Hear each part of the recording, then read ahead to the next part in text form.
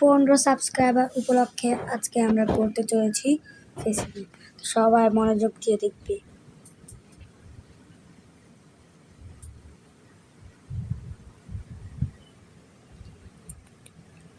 ওকে, তো এটা হচ্ছে যে আপনাদের তাহিম ভাই। সবাই আবার চ্যানেলটা সাবস্ক্রাইব করবে। আমি কাজ করি যে 15 সাবস্ক্রাইবার পর যেহেতু ফেসবুকটা করেছি, আরও চ্যানেল আরও ভিউজ হতে পারে, তো এটাই আছে আমার ফেস সেখানে ভালো করে আর কোন দিন ফেসবুক আসবে না।